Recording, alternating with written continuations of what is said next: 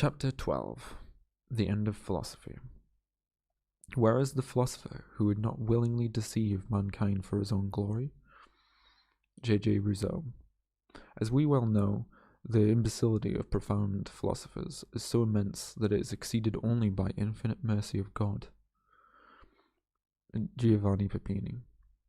Until now, the assignment of philosophy has been to devise reasonable explanations for our being caught in this mortal trap, and accurately to describe the trap. Some of its speculations start from a theological base, others proceed mathematically. There have been philosophers, Spinoza for example, who combine these two approaches. A more recent school of thought has been devoted exclusively to semantic studies of the way men think. We may be thankful for all these efforts. Brave and disciplined intelligences from Pythagoras to Wittgenstein have taught us how to reason and to inquire with some success into the nature of the universe. Others have done their best to make sense out of man's fate.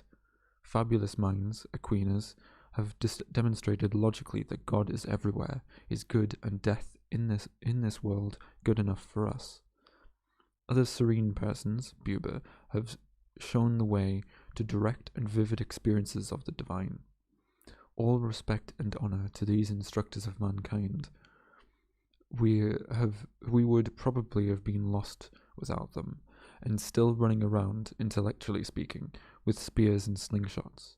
But the Immortalist position is that all philosophical systems relating to ethical conduct and the end of man,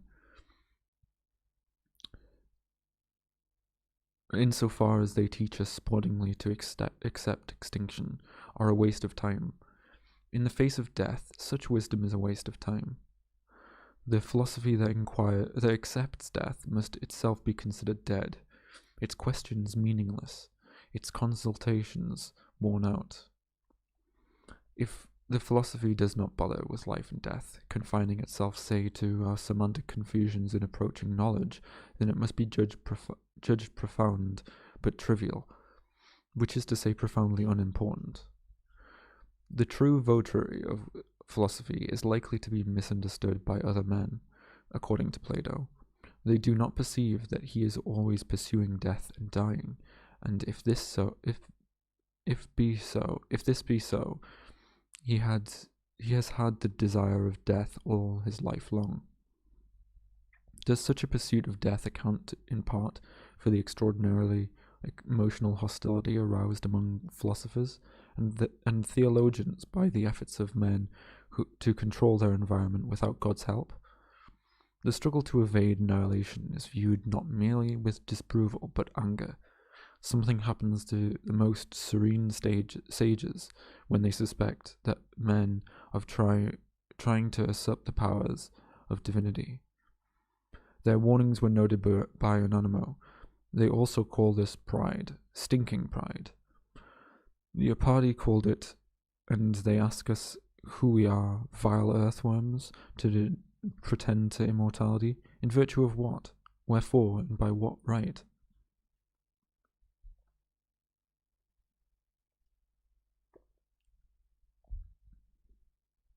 The nature of philosophers may nearly always be found trying to blanket men's program to conquer death. Even so, liberal a teacher as Reinhold Neubauer gently stifles our desire. From the nature and destiny of man, with a few added interpolations and italics. The ambition of man is to be something, is always the ambition of man to be something is always partly prompted by the fear of meaninglessness, which threatens him by reason of the contingent character of his existence, that is, death. His creativity, therefore, always corrupted by some effort to overcome contingency to become immortal, by raising precisely what is contingent to absolute and ultimate, unlimited dimensions, aspiring to divinity. This effort is always destructive, yet obviously the destructive aspect of anxiety is so intimately involved in the creative aspect that there is no such possibility of making a simple separation between them.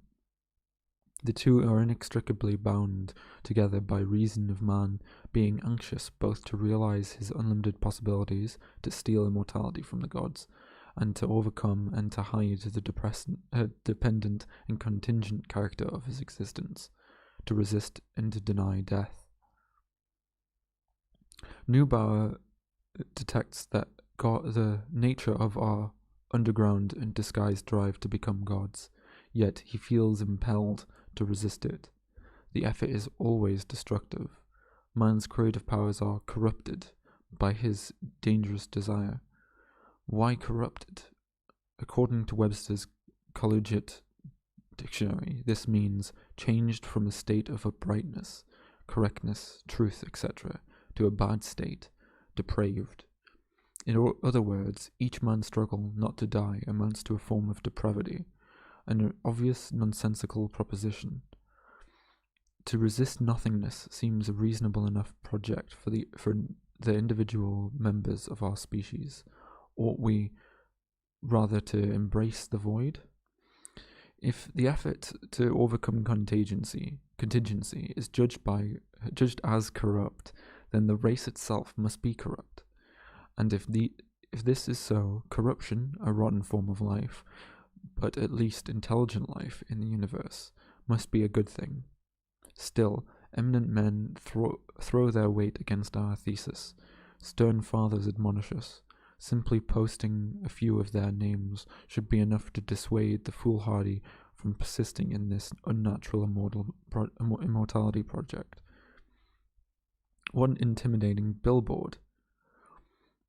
Against such authority, we have only one weapon: to italicize the warnings at random. Pascal, nothing is more dastardly than to act with bravado before God. Brober, the lust of human race to whittle away the secret of death, and by glorifying himself as his own creator, he commits the lie against being.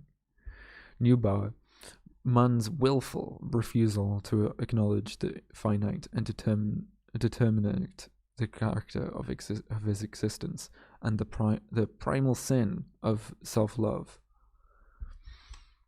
Alan Watts, the Christian consciousness cannot understand Lucifer's mistake because it is making the same mistake itself. It thinks that it is self-conscious and that it can commit the evil of self-love. Martaine's great spiritual errors seek the deification of man, but by man's own energies and by mere development of the powers in his nature. Buridev, pride is the temptation of a higher order of spirit, which seeks to put itself in the place of God. St. Augustine, what could be the evil will but pride that is the beginning of all sin? And what is pride but a perverse desire of height? Young, even the master, a foolish clutching at consciousness on the part of mortal man, and inflation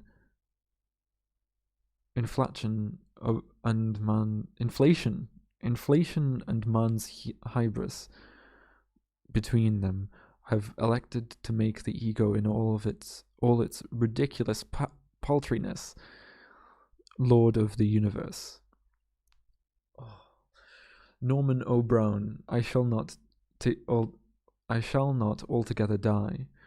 The hope of man has not lived, whose life has been spent conquering death. Hegel, quoted by Brown, without death, individuals are reduced to the status of mere modes of one infinite. One has individuality precisely because one dies. Lord Keynes, quoted by Brown, the propulsive man is always trying to secure a spurious and delusive immortality for his acts, but by pushing his interest in them forward into time. Denis de Rougemont, a man wishes to be his own god. Passion brands the heart the moment the cold-blooded serpent, the complete cynic, has whispered his eternally unfulfilled promise. Aritus sicut die. The foregoing simply demonstrates that brilliant men are as capable of humbug as anyone else, and probably more prone to self-deception. You don't develop into a philosopher without entertaining godlike visions of yourself in the first place. Standing apart from humanity, you are forever lecturing your fellow men, writing one book after another, familiarly interpreting the cosmos as though the gods had taken you on a personal tour behind the divine curtain. Is this not an act of amazing presumption? To expect an audience to gather around you, and to suppose that its members will not only stop and listen, but sometimes actually pay to hear or read what you think? How strange for such an individual to denounce self-love. Can he seriously deplore the sin of pride? Keynes, for instance, must be joking when he denigrates the purposive man. You will not write exhaustive treatises on deficit financing that change systems of economic planning around the world without having been a little bit purposeful, or more likely obsessed by your mission on Earth.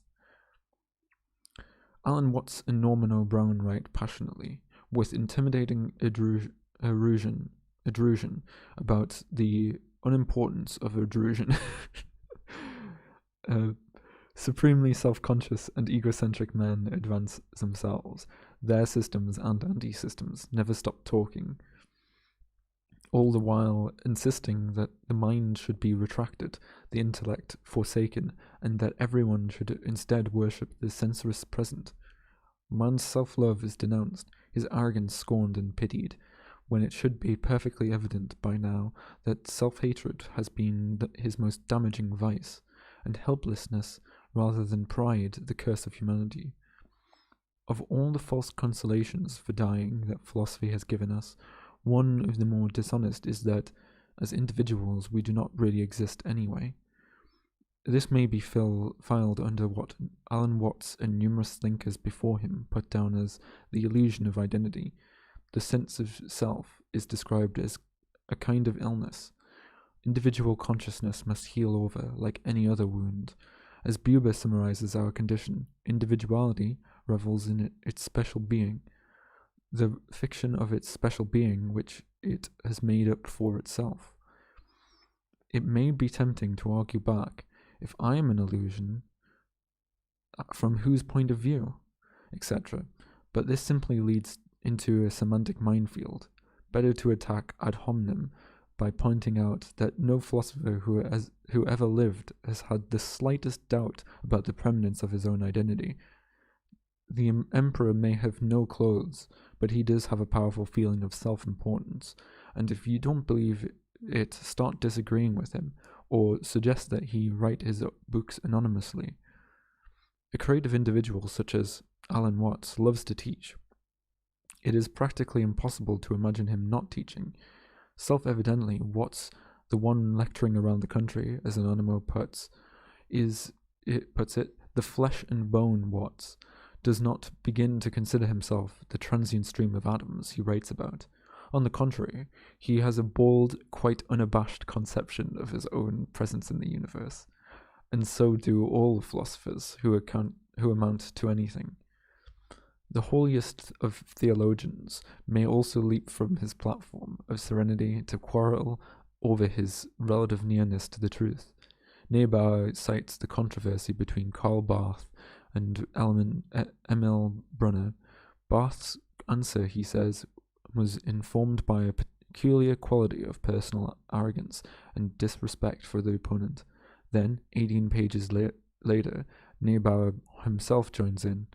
Theologies such as that of Barth, which threaten to destroy all relative moral judgments by their exclusive emphasis upon the ultimate religious fact of the sinfulness of all men, are rightly suspected of imperiling relative moral achievements of history.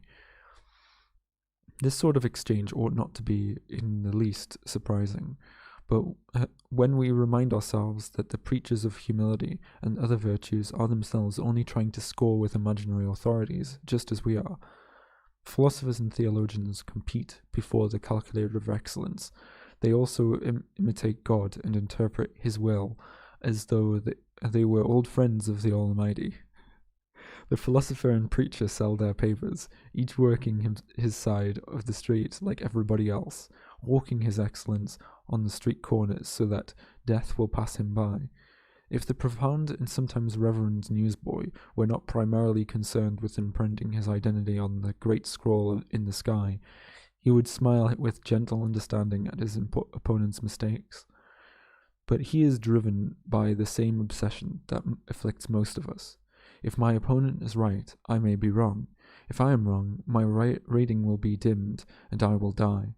And so he attacks the rival master savagely. Death is part of life, so runs another familiar philosophical conclusion. Decomposition of the body, according to Watts, is essential to life.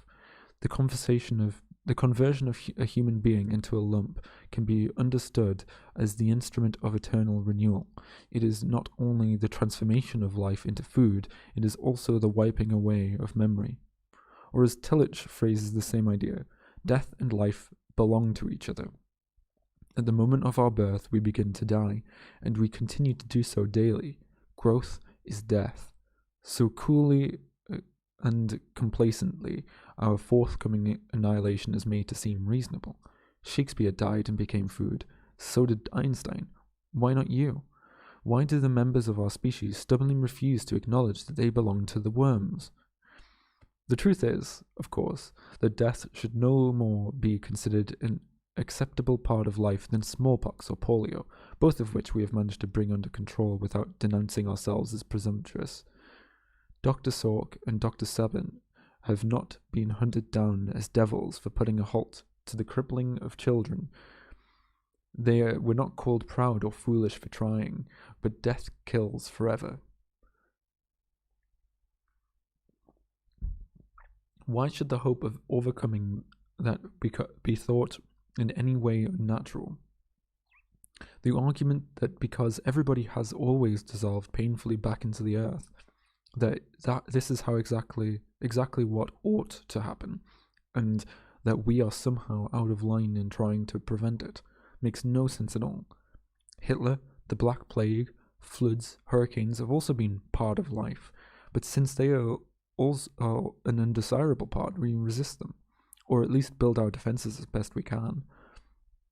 In his beautifully tortured prose, Heidegger describes death as the own most non-relational possibility that is not to be outstripped, for the reason that, as so far as he knew, nothing could be done to get around death.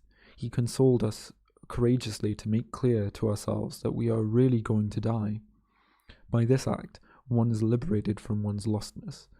Unreserved acceptance of the void shatters all one's tenaciousness. That is, loosens the knot of self which fears the end. This is manly advice reminiscent of de Sade's earlier counsel. Leave your prejudices. Be a man. Be human, fearless without expectation. Leave your gods and your religions. They are only good for putting swords in men's hands. In de Sade's time, a realistic man could only be without expectation of survival. Looking death in the face, he himself converted despair into monstrousness. But he did not deal in guilt. 2 centuries apart, Heidegger and de Sade confronted the end without succumbing or persuading us to succumb to the worship of finger-shaking gods. Neither tried to placate the sky calculator at our expense. This can never be said for the preachers against pride, especially those exponents of Christian philosophy which Ortega y Gasset once described as the sad and useless chain which Christianity drags behind it. What has possessed these men, the sowers of guilt? Nothing but the drive that pushes nearly all of us. The difference is that master thinkers feel it more powerfully. the determination to rise out of the species and join the gods on Olympus. We come back to the curiously harsh responses to the undisguised assertion of this desire. Seldom in philosophical discourse will you encounter any attempt at a kindly understanding of hubris, assuming that our pride ought to be seen as monstrous, idiotic, etc. Why do sages become so furious about this rather than straighten us out with a calm reproof? Why thunder at mankind's presumption in an almost panicky way? People do not become so wrought up unless they feel threatened. One explanation for anger may be that Prometheus and Icarus arouse false hope in the thinking master, and he knows bitterly that they represent only dreams. Since he cannot bear having his hopes dashed, he rails at the dreamer. But this is not enough to account for the anger. More important, philosophers, and especially theologians, imagine themselves to be overseers of mankind. Theoretically, they are supposed to mediate lovingly between the gods and men. But too many, particularly in the Christian camp, carry a big whip, which they flourish at us whenever the peasants seem to be getting out of line. These stewards of heaven have the self-appointed mission of putting down our resistance to death, and seeing to it that men meekly accept the blow from the divine meat-axe. In churches, temples, and forest clearings, mounted on rostrums of every kind, sages and medicine men appease the celestial establishment. Such wise persons, in their superstitious hearts, have their own game going, and grow furious and afraid when they are crossed. The game is to climb to immortality on our backs. Beneath the veneer of wisdom, they are as superstitious as the wildest Papuan, lost children too. On the same darkling plane as we are just as bewildered and afraid to die, but more corrupt in that, to advance their own disguised claims to divine status, they are willing to sell us out, to win their imaginary master's approval by stifling our revolutionary longings. The wise man today, who counsels us to go out quietly, accepting death, shows himself to be a traitor to his kind, to win the indulgence of the gods and thereby separate himself from the rest of his doomed tribe. He undertakes to tout the shabby deal called death, as he might promote underwater acreage in the Florida tidelands. For centuries, men have been preparing a strike against death. The philosophical overseer has chosen his role, to serve the force that might be there. He serves as strike-breaker and Judas goat to the human spirit, inveighing against pride and presumption, selling death. He registers on the master's cosmic machine how much he has done to keep men modestly in line. Righteously, he cools down the crowd's hope of overcoming death. In doing so, he signals his worthiness to be tapped for the heavenly fraternity, and we become victims in our bones and very reflexes of the overseer's own neurotic drive to qualify for paradise.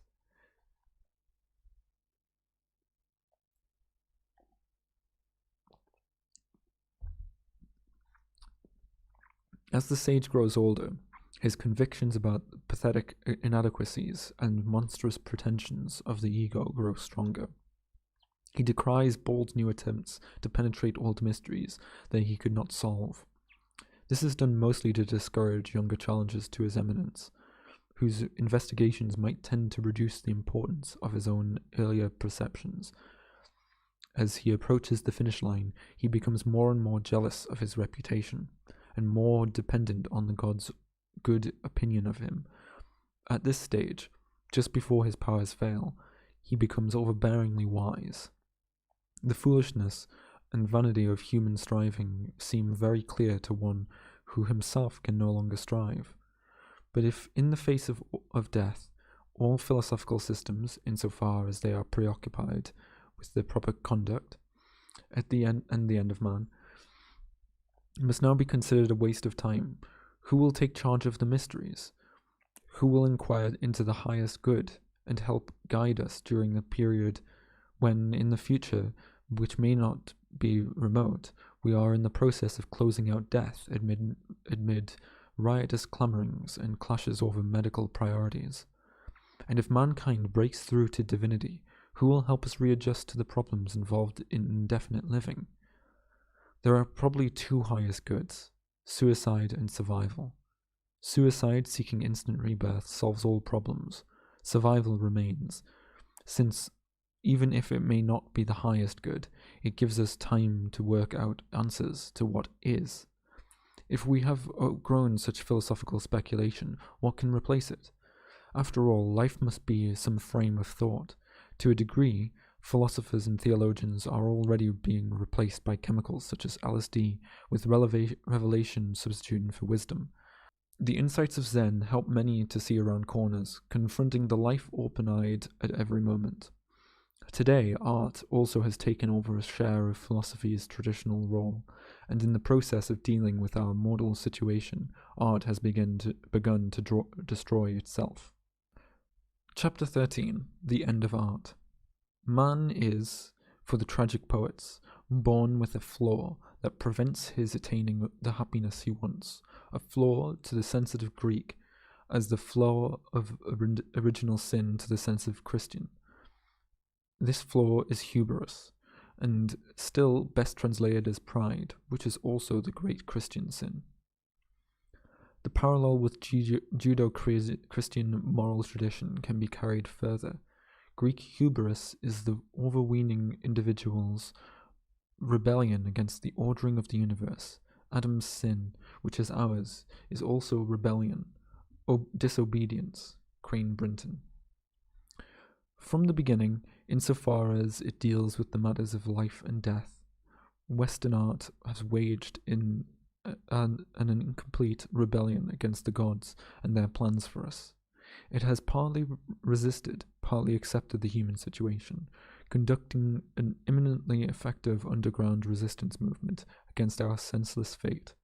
Yet, art remains an unreliable vehicle for revolution. It expresses the race's passion, our love and fear of life. Unfortunately, it seldom speaks out against the system which calls for our extinction. It wails and moans, sometimes laughs, invents geometric excuses, and all too often celebrates death as a sad necessity, permitting it grandeur. The practical effort to conquer death and the gods, who decree it for us, has been carried forward by means generally identified as Western. Dreams and fantasies of an afterlife, return to life, eternal life, all kinds of rebirth hopes occur around the world, but the obsession, the idea of actually doing something about death, grows primarily out of our Mediterranean origins. It has found expression above ground, though with carefully limited aims, proceeding one step at a time, in the scientific method. Meanwhile, as we advanced slowly and haltingly towards immortality, Western art has played a dual role, that of inspiring our fight against the mortal condition thrust upon us, and at the same time of reconciling us to the divine plan, natural order, etc., so that the race will not kill itself en route. Although through the years, then, the role of art in the covert war against death has been curiously exasperating. At one and the same time, it incites our protest, and then sedates it with beauty or riddles it with laughter. It embellishes our sorrows, or, in its cosmic mood, distracts us from what Bertrand Russell calls the terror of cosmic loneliness, by making rebellion against this condition seem ridiculous.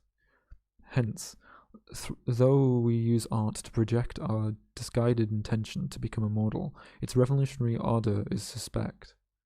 Lenin was neither childish nor robot-like in refusing to listen to Beethoven Appassionata. He understood that art can dissipate rebellious fervor. Harmony or displeasing dissonance softens indignation. The resulting emotional purge can drain off revolutionary energy. With the best of intentions, the artist may enchant us out of our anger. This becomes all the more likely if his art inspires compassion for humanity's lot. From the revolutionary standpoint, an agitprop specialist who merely stirs up our emotions without satisfying them, leaving his hearers hungry and savage, may turn out to be considerably more effective. Norman Brown returns us to the Freudian view that art has the function of making public the contents of the unconscious, and it liberates repressed instincts. But it may also weaken them. A desire lived out in sublimated form can become harmless. Our indignation may then suffer out its energies in the artistic experience. The Western concept glamorized as tragedy has been one of the most pernicious notions ever to occur to mankind. Tragedy perpetuates the superstitious conviction that hubris may be punished with symmetrical inappropriateness in accordance with divine mathematics. The species punishes itself by means of triumphantly masochistic rituals. All over the Western world, curtains go up on the contrived downfall of our desire. The tragic flaw, obsession gone wrong, duly leads to disaster. Retribution is followed by applause. We approve the symbolic reenactment of our failed rebellion. The old superstition has momentarily been appeased, and our hearts are at rest. Thus, witnessing again our stand-in's fate, we resolve not to challenge the gods, and smugly in the audience congratulate ourselves for never having tried to do so. Yet, the timidly concealed message peeps out. We really want to try. Comedy, too, appeases the fates. Ambition and pride slip on banana peels. Affection, said Fielding, is the source of true ridiculous. Comedy or tragedy, whichever happens to be on the bill, lets steam out of our revolutionary program. Through Job, Faust, or Simon Magus, we describe ourselves as tragic figures or clowns, but the management promises loses either way. Tragedy as an art form institutionalizes acceptance of life's unfair conditions and also institutionalizes guilt. In fact, makes it possible for guilt itself to become an entrapping art form, but of course it need not be. In his last novel, Island, Aldous Huxley shows how familiar guilt structures can be knocked apart by children's blocks in the playroom. The scene takes place in the utopian community of Parla. Oedipus, Mary Sarongini repeated, but that's the name of a marionette show. Would you like to see it? It's nice. Nice? He repeated. Nice? Even when the old lady turns out to be his mother and hangs herself? Even when Oedipus puts out his eyes? But he doesn't put out his eyes, said Mary Sarongini. He does where I hail from. Not here. He only says he's going to put out his eyes, and she only tries to hang herself. They're talked out of it. The boy and the girl from Parlour tell then not to be silly. After all, it was an accident. He didn't know the old man was his father, and anyhow, the old man began it, hit him over the head, and made Oedipus lose his temper. And when they made him a king, he had to marry the old queen. She really was his mother, but neither of them knew it. And of course, all they had to do when they did find out was just to stop being married. Artists were considered by Plato to be mere imitators of truth, understanding only the appearance of things. Most art was barred from his republic. Only hymns in honor of the gods and the eulogies of great men and noble actions are to be admitted into the perfect state. Plato was immoderately hostile to poets, painters, and actors. We ought on no account to admit that breach of poetry which is imitative. Such poetry must unhesitatingly be refused admittance. The tragedian accounts to no more than an imitation. Third in descent from the sovereign and from truth, all writers of poetry, beginning with Homer, copy unsubstantial images of every subject about which they write, including virtue, and do not grasp the truth. This sort of attack on poets and painters, and on art in general, could only have been made by an artist himself, playing King of the Hill. Only a poet would bother to attack others' poetry with such vehemence. Plato, god of his own republic, barred other poets from the ideal state for the usual reason that he wanted no rivals for his place in eternity. This is hardly exceptional. Most artists wish their close rivals no good luck, and would not suffer in the competitive talents dried up, or better yet, somehow vanished from the memory of man. Of all immortality hunters, artists may be the most ruthless and persistent. They not only compete in everyday worlds, showing off to their fellow men and posturing before the gods, but from time to time, just like the one god, they issue worlds of their own, fashioned by themselves for the entire cosmos to admire. The artist aims not only to be immortal by registering his creations with the computer of excellence, but to make sure that his productions will admonish audiences through eternity. To be sure, these works are extensions of himself, and serve as evidence of his superiority, kept alive before, he hopes, a multitude of witnesses. Beyond this, they are creations arising from him, given birth by his unequaled, never-to-be-imitated identity. He correctly perceives that there are many other acts, each launched by individuals with the same pretensions to being already divine. The competitors in his field float their own balloons of creation. In this great assemblage of balloons, the art of being thick with them, there is always the chance that his may be lost.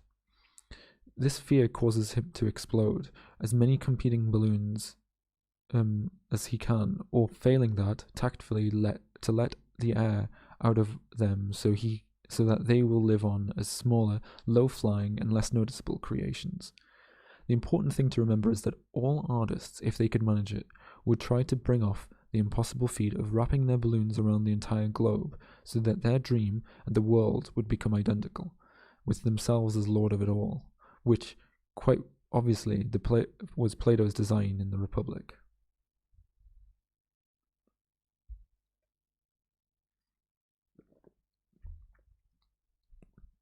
This may be seen as a child's vision. Norman Brown has it that consolations of art are childish, and they reinforce mankind's willful refusal to put away childish things. Childhood could be understood as the ideal kingdom of pleasure which art knows how to recover. This also is the kingdom of timelessness.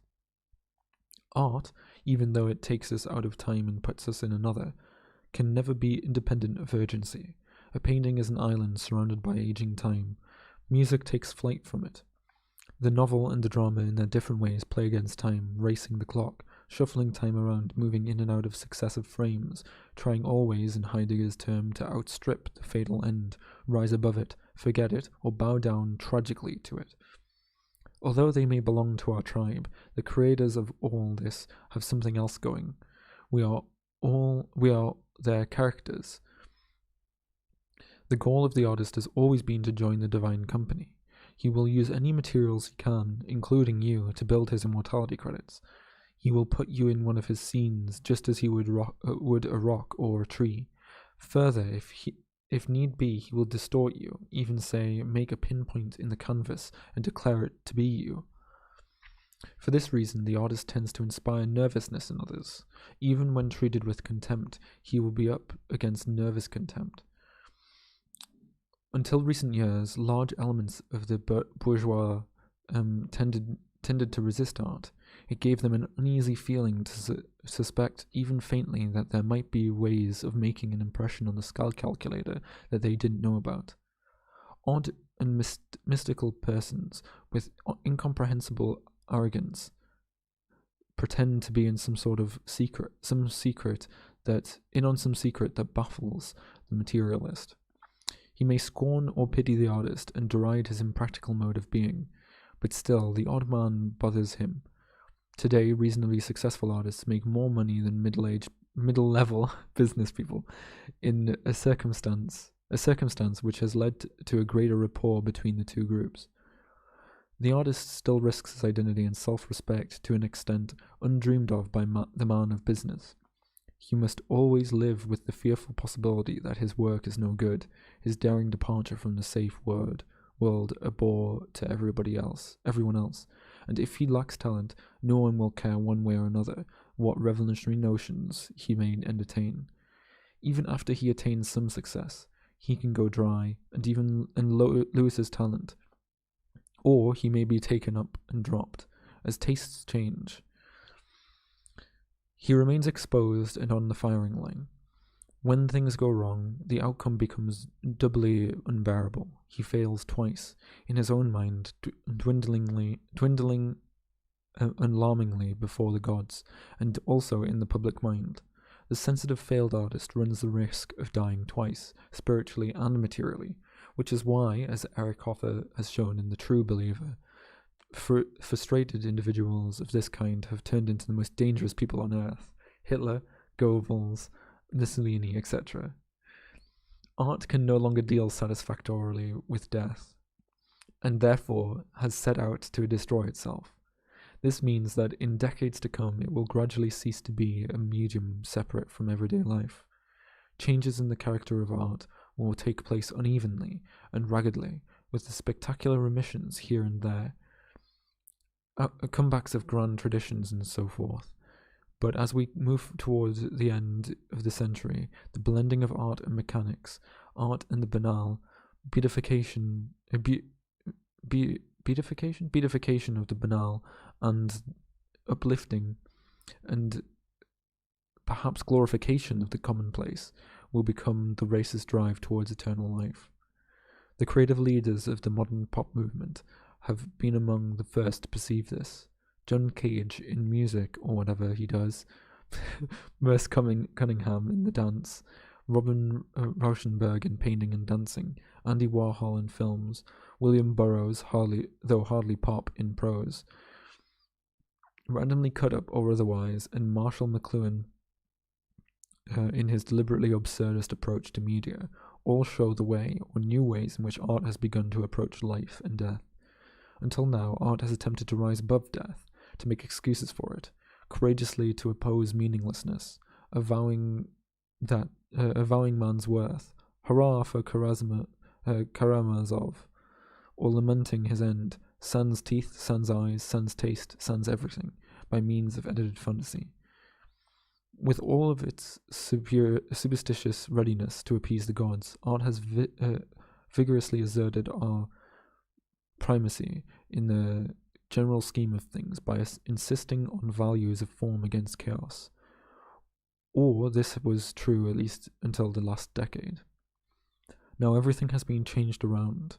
One of many artists can say, apparently with no fear of contradiction, there is no such thing as form and content, only the experience of the moment. The enlarging role of today's anti-art has become that of helping us hide from death. It denies fixed form. All the arts have been influenced by strong tendencies to present life unedited, to draw the audience into the experience so that what happens will be indistinguishable from the way that life may actually be at that moment, as opposed to safely observing a fixed representation of life through the prisms and formal structures of somebody else's imagination. The purpose here is to shut out the acute awareness of death, which can no longer be excused or rationalized by obliterating linear time.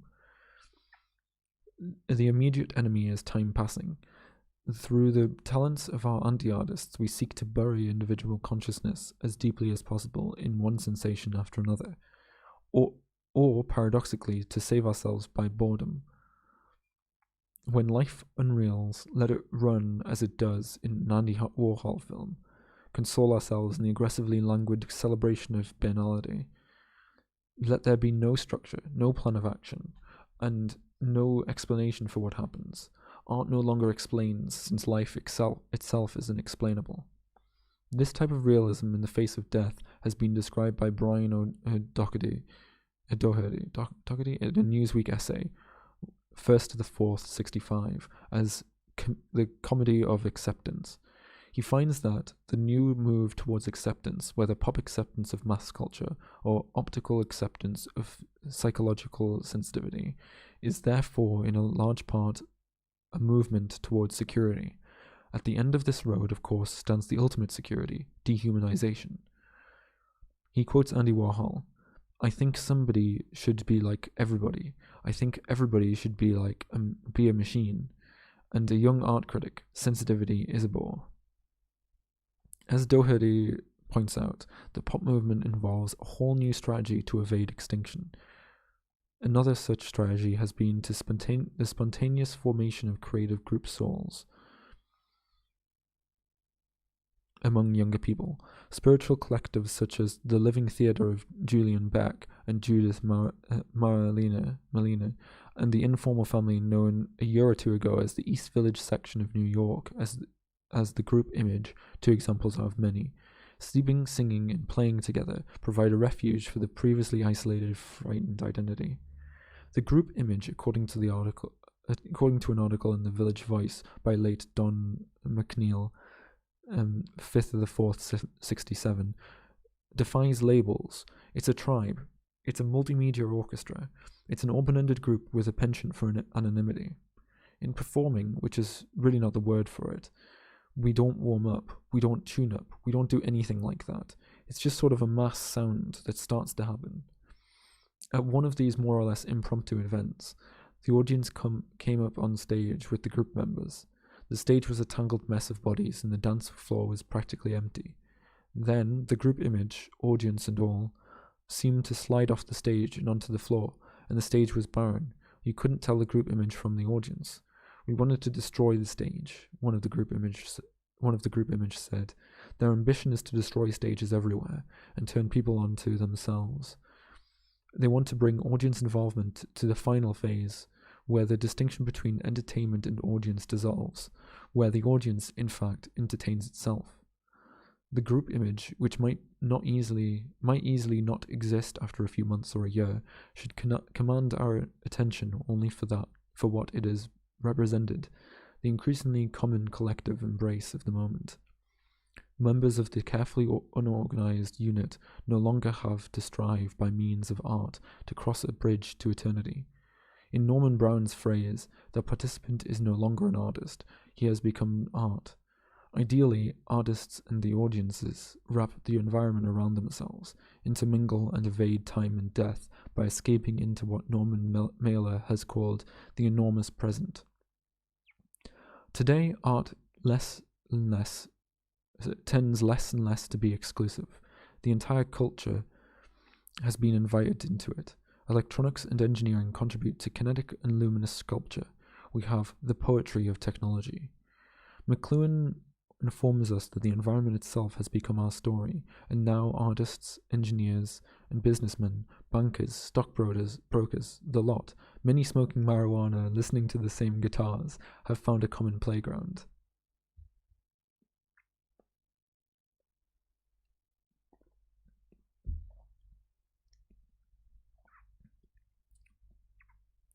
This escape into a mind-blowing, continuous exploding now moves from one environmental form to another at a frantic pace. Thus, as long ago as August 1967, in vogue, why is it that such people as Marshall McLuhan, Andy Warhol, and Allen Ginsberg are already beginning to suggest an aura of the passé and déjà vu? His answer: it's because something else is brewing. Some time ago, the new bohemia began to emerge the arts, creating intermedia, happenings, lightworks, combines and environments, and went further still by merging all merged arts with electronics, engineering, to bring about a dazzling, if often erratic and inconclusive display of bravura and daring, all of it designed to discombobulate and jar the senses. In this way, intermedia serves a purpose similar to that of therapeutic rioting or massive shouting invasions of college administrative offices. Sporadic liberation from time is achieved by calculated confusion. Sensory bombardment makes us forget meaninglessness by interfering with word thoughts. According to the multimedia poet and mixing specialist Gerd Stern, here we create an overload situation where you can't bring in all of your critical baggage. The techniques block out the analytical and judgmental faculties. The arts of fragmentation have as their mission to break the fearful self apart and to provide ersatz death and rebirth simulations. In order to stay young forever, the wandering psyche embraces electronic Buddhism. The pandemonium of sensory circuses drives out the feeling of identity. In this environment, the lost self finds protective non-existence. Since it does not really exist, it cannot be killed. Within this framework, the artists and technologists administer their kinetic environments to the superstitious folk of our time in the manner of boomerang witch doctors driving out evil spirits. This spirit, the self, being called evil because it dies. Among large numbers of people, mostly young, art and lifestyle have turned into the same thing. While for many the prevailing lifestyle involves a collective flight from death, this need not be, nor need the remedy for death be the deliberate stupefaction of the intellect or the denial of scientific exploration. A more virile alternative was projected a dozen years ago by Norman Mailer in his essay, The White Negro. The American existentialist, the hipster, described by Mailer, knows that if our collective condition is to live with instant death by atomic war, relatively quick death by the state as le univers concentrinaire, le univers concentrinaire, or with a slow death by conformity, with every creative and rebellious instinctified. If the faith of the 20th century man is to live with death from adolescence to premature senescence, why then the only life-giving answer is to accept the terms of death, to live with death as immediate danger, to force oneself from society, to exist without roots, to set out on that uncharted journey into the rebellious imperatives of the self.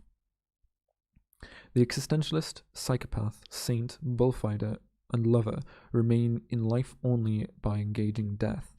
Such an art or lifestyle often takes disproportionate courage. So it is no accident that the source of hip is the Negro. Any Negro who wishes to live must live with the danger from his first day, and no experience can ever be so casual to him.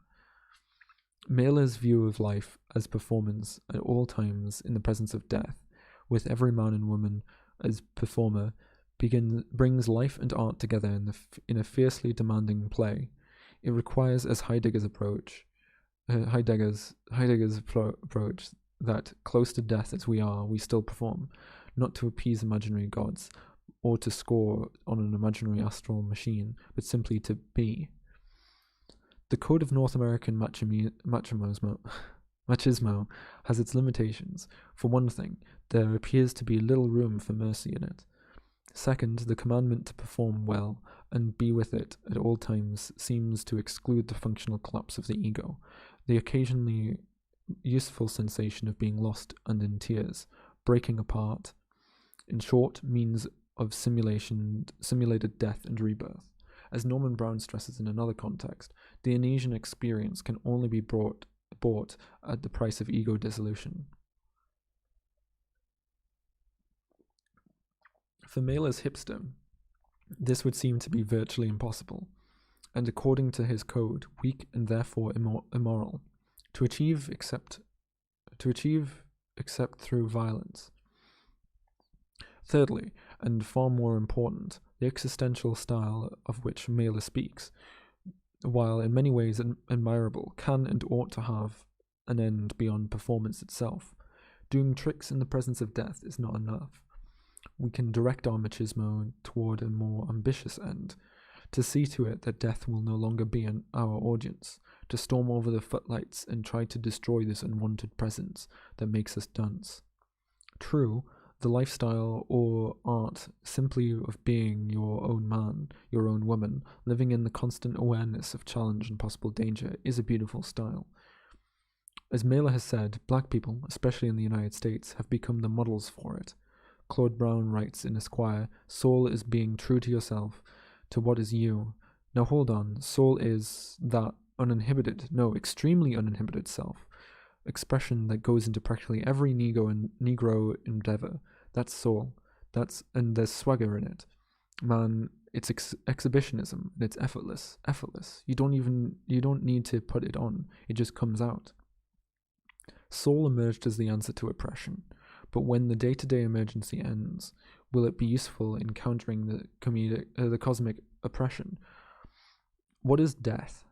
Will we see whether the art and life form of soul will be able to survive once black identity triumphantly comes on, and when black retribution has been visited on the oppressors, and all that has gone through? The Immortalist views that art of living freely and bravely in an ever-changing now need not exclude systematic hunting down, cornering, and destruction of death. We can live in a perpetual, uncalculated life in the present, without hiding in the present. We need not pay the price of letting death have its way by ruling out work, discipline, and planning. Enjoyment of the present, and at the same time carrying on without cynicism or discouragement, our permanent revolution against death can be managed if we learn properly to maneuver our various time experiences to allow both for random exuberance and for order. This means living, as many of us do now, in more than one zone of experience, each governed by different sorts of time. The technique will be to avoid remaining in any single zone of action for too long. Instead, renew ourselves by moving easily without stress or confusion from one theatre of experience to another. The ideal, until death is conquered, escape the fear of nothingness by living multiple lives in one. To an extent, many people are already doing this.